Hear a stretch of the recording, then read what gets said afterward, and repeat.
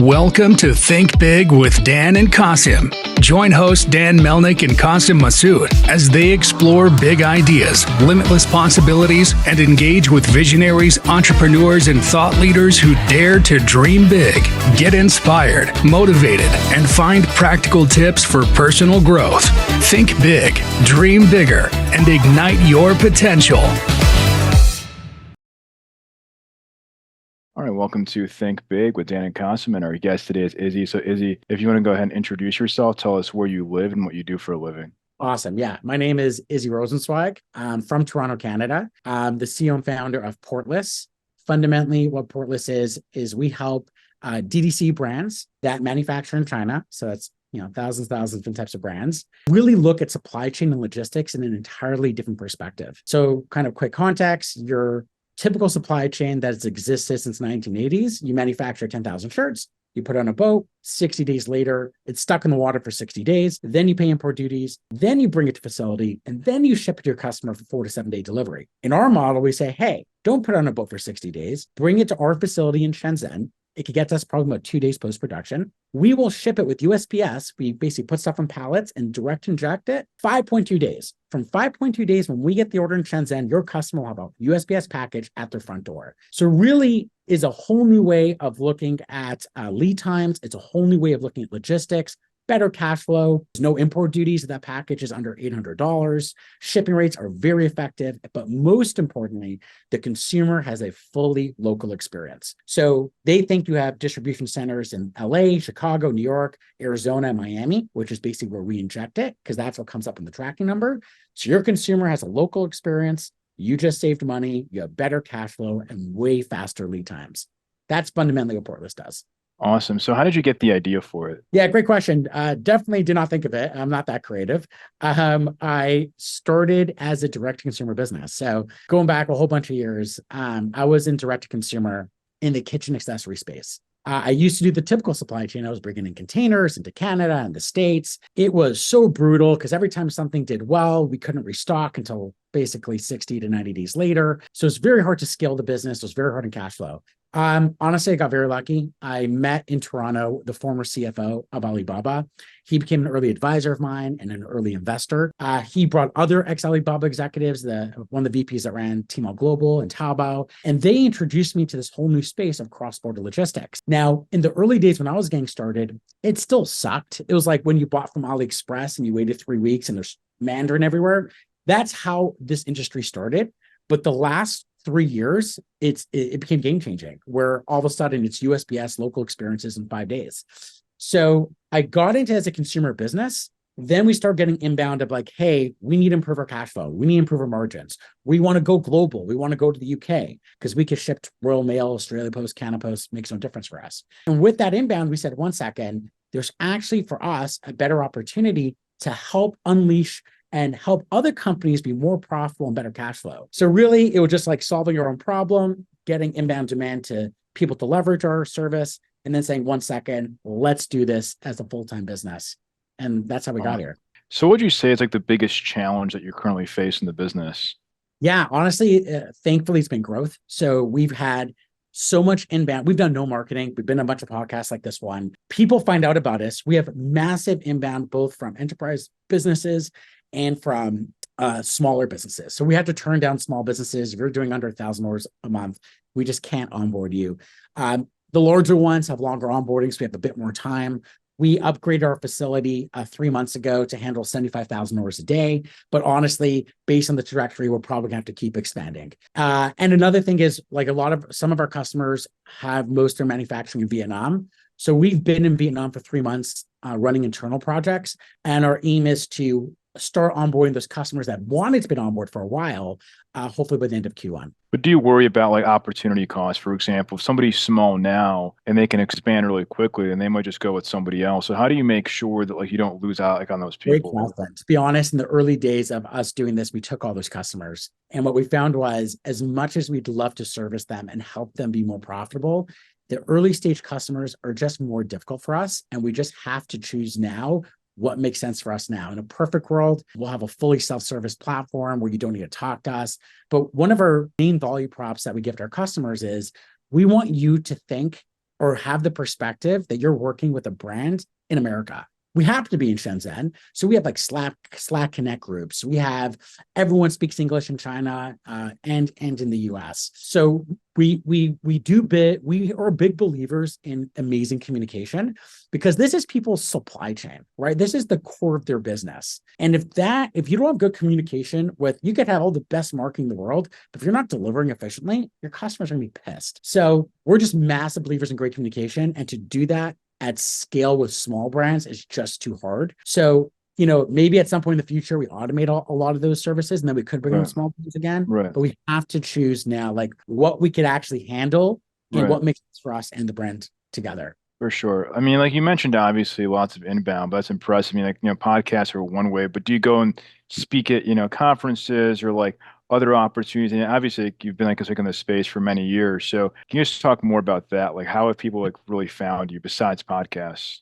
Great question. So for context, I've only been in PORTLESS, the B2B side, where we service other customers, is just about a year. That being said, our biggest referral base actually are our customers. So as our customers start getting onboarded, their friends get introduced, et cetera, et cetera. And which is funny because our business is so international. We start with one customer in Australia, one in the Netherlands, one in the UK, one in Canada, and a lot of US. But those countries are growing. Now we have multiple in Netherlands, multiple in Australia, multiple in Canada. And it just shows that for us, our biggest growth is our customers and making sure that they have the best experience possible. And I'll be honest, like there are a few cases where we onboard a customer, it's not the right ICP, the stuff are too big, or they have a chemical inside their product. And we actually have to say, like, we actually have to offboard you. But we do it in the best, easiest transition possible, and they become our advocates too. Like, hey, it sucks we couldn't use you, but you should talk to John because he runs a great apparel business. So that's been our biggest growth. Then some of our key advisors are big people in this industry. So Nick Sharma, Eli Weiss, these are our advisors of the company, and they are big advocates for us. And then we spent a bit of marketing on a couple newsletters. So we did Eli Weiss's newsletter. I think it was Two on This. I don't remember the other ones, but we did a bunch of newsletters, which basically puts our ad in front of the right people. And we're just fortunate that our value prop is so strong that there's always been decent amount of inbound from that small investments into like newsletters. So I guess like what is the vetting process a little bit? Because I'm sure it's like you probably have people that it's like before they even talk to you or talk to somebody, like how do you make sure? And even now I'm sure that you've probably learned of like certain people which you say, okay, like this is not a fit, this is a fit. Like how do you handle all this inbound? Yeah, and it honestly took time to understand who's our ICP, who's our ideal customer profile. Right. So I would say the first thing we look for is, do you manufacture in China? Because right now that's our main facility.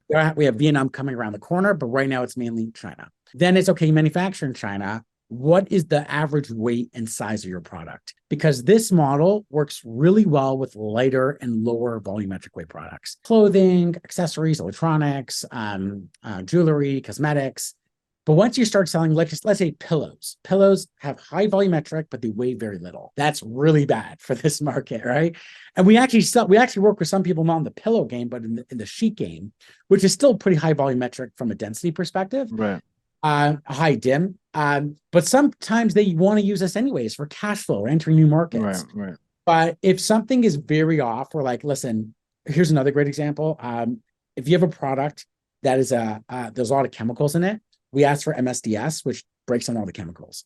We made a mistake once, and we brought in a customer because we recognized the product. We had a similar customer in a very similar product, and we missed the fact there's a certain chemical that we actually couldn't service. So, and it was brutal. We actually did service them under only one carrier was able to service them, and they were a terrible carrier. It was just a really bad experience. So now we know, like, okay, we talked to customer, we need to know your MSDS. We'll look at it and we'll be very upfront with you. Like, hey, this is not a good fit for your model because you can use one carrier and that has bad delivery times and there's bad experiences. So as we go, we get to learn like, oh, the chemicals in your product. We need to know what those are. Oh, there's alcohol in your product. Okay, there's a special line for that. So really understanding the product allows us to let you know if this makes sense for your business. Right. So you mentioned obviously one criteria is manufacturing in China. Now you're looking at Vietnam, but are you looking at like other countries too in the future, like Bangladesh, Pakistan, or some other ones? Like what does that look like for you? Yeah, the next country around the corner is Thailand. So it's Vietnam, Thailand. Those are the three markets that work very well in this model. That being said, we have customers that say manufacture 65% China and then 30% Vietnam and 10%, wherever. So what we do in those cases is we say, okay, China will be your hub. We will help you import into China from India, from Bangladesh, from Thailand into a bonded facility. So you're not paying any input tax. You have one facility, and moving containers from those countries to China because you're already in Asia is like 7 days. So you still get a lot more advantages than bringing it to the States. You get the tax advantage. For the products you manufacture in China, you have added advantage of really quick agility. Your factory's done production, 2 days later, it could be on a facility, you're selling it to your customer. Right. So right now, those are the three major hubs. China's the biggest hub right now, or the active hub, and we will help you inbound from other countries into your main hub. So even through Vietnam, they would still be going into China as a main hub, correct? For now. So for now, if you are mainly in China and you have some in Vietnam, will come in through China. Now, we have other customers, which we haven't onboarded yet, that is like 70% Vietnam and like 10% China and 10%. In that case, their hub will be Vietnam, which we're in the middle of opening up. Again, we're doing it internally. We don't want to bring on any customer until we have it solid, that supply chain. Our plan is in Q1 to onboard our first Vietnam customer. And then we help them bring from China into Vietnam, from India into Vietnam. So really where's the major hub? And then that's where we do it. So is there a use case for somebody, for example, who has like 95% of their manufacturing in China and then is doing some small stuff here in the States? Like, would that be beneficial for them, or like everything from end to end, packaging, everything needs to be finished in China? Great question. So definitely could be split. Our software allows for split orders, etc. If you manufacture in the States, this model obviously doesn't make sense for you. Right. Yeah. If it's truly 5%, one of the things we could do is we could bring that back to China. We could either put on a pallet boat or on a DHL. If it just, because ideally you don't want split orders. But if that 5%, I'll give you another example. Our model doesn't work great for wholesale. So if you have a wholesale side of your business, what we tell our customers to do is, well, bring in some of your inventory, bring in some of that inventory, manage your wholesale. You'll always have way less inventory needs, and we could drip it to you. We could put it on a boat for you. You can send it to us. We can figure out, do you need DHL? Do you need fast boat, Madison? Do you need slow boat? But for those customers, you're always going to want some locally for wholesale. So that would be a scenario where like have some local, manage your wholesale, or if you want express options, next day delivery, you can use that from your smaller inventory bucket if they want. But I'm saying if somebody, for example, like, you know how it's like when you bring in most of like I guess you could say raw material from China, right? And maybe in the States, they have some like, finished packaging where it's like assembled in the States. Like, would that be beneficial for those types of companies? Yeah, no. If you're assembling in the States, means it needs to make a stop, doesn't work. Our model is from us to your customer. If you have certain packaging, what we recommend is like, we can help you with packaging too. You need eco-friendly, you need honeycomb, you need design. You're not going to get a better price than we can get from factories because most likely it came from China and went on a boat. So that basically let us help you do it, or we can help you send it back to us if it's something super unique. Let's just say you need to sign something, send it back. We'll help you send it back.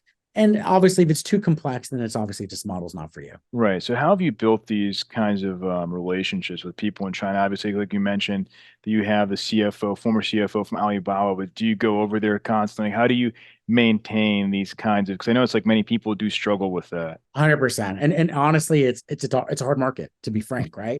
When we built our fulfillment center, it took us 2 years.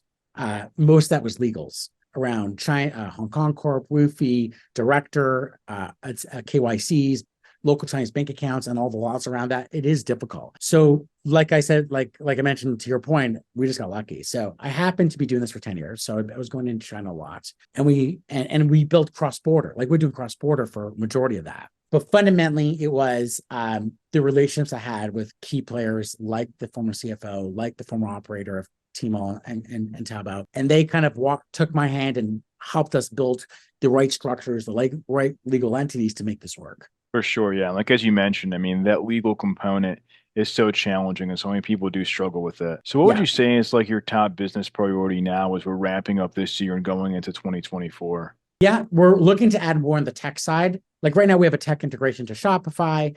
I would say it's mostly automated. We see opportunities to improve the service through additional automation and additional tech. So we're going to use Q1 to, keep building out our tech there, as well as expanding our bonded facility in China, which is right now on a smaller scale. We want to go larger there, and getting Vietnam live. So those are like three things that are working, different people running those projects. But that's our plan for Q1 to have those projects up and going. But do you integrate with like customized solutions, or is it mostly just Shopify? So Shopify happens to be majority of customers. So like Shopify apps allow that to be pretty simple, but we do integrate customized solutions, especially when you talk an enterprise, like they're not on Shopify, they're like Correct. Yeah. or whatever. So we have open APIs. It ends up being an integration like probably about 7 to 10 days. Because once you have the APIs, it's just a matter of like testing it and creating a sandbox. So we have those. The nice thing with a Shopify customer, you could be live honestly within 7 days. It takes literally an hour, half hour to set up the Shopify app. And then it's about inbounding to us, inbound it, and then ship it. So Shopify has that agility of going so quick versus a tech integration, a custom one. You're looking at 7 to 10 days of tech integration and then sending us inventory. So you're looking, depending on how fast you move, 2 to 3 weeks. Makes sense. So what would you say is like the one biggest piece of advice that you wish you knew before you started this company? You know what? It's funny. I've heard this on other podcasts. Someone else say this, and it clicks so much. I think one of the major superpowers of an entrepreneur is that you're actually stupid, right? Because if you come into a business and you know how complex it is, there's no way in the world you're going to do it. You know what? I actually remember who it was. I think it was NVIDIA, CEO of NVIDIA said this on the podcast. I'm like, that's so brilliant. I'm like, if he would have, someone asked him, would you do this all over again? He's like, no way. He's like, if I knew how hard this was going to be, I would never do it. So I actually think, execution is everything. You could try to plan as much as possible. You're going to learn all the pain points during execution. Nobody knows everything. Actually, your strength is not knowing. Of course, speak to people, get advice. But very often the people that have been in your industry forever, they don't know another way. And coming with a blank canvas, I think, is actually the superpower of the entrepreneur. 100%. You have to be, have like guts to go and do some of these things. And it's like people, it's like, think it's so easy, just to your point, but there's so much risk taking involved and there's so many challenges, ups and downs. You really have to be very resilient to be successful. So if we're going to have this conversation again in 1 year from now, where do you see things going for your business? Yeah, I mean, we're excited. We're on a very fast growing trajectory. I think right now we're in a place where most brands just don't know this is possible. And my hope is by, this time next year, we've made enough of a splash in the right places to be like, at least you should know it exists. Is it right for your business? Up to you. Talk to us. We'll walk you through it. And we always tell customers, crawl, walk, run. This is your supply chain. This is your business. We want you to experience it and then see how crazy it is. And we're going to grow with you. And that's what every customer does with us.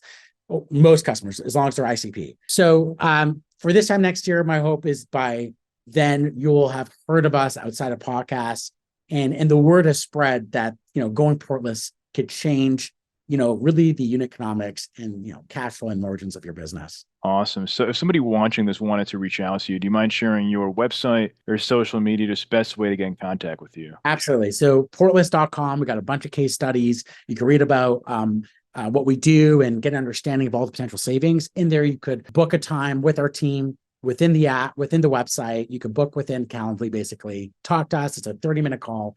Get to hear about if this is a right fit for you. Me personally, you could DM me on Twitter or LinkedIn. I'm very active in those communities. I love those communities. Great.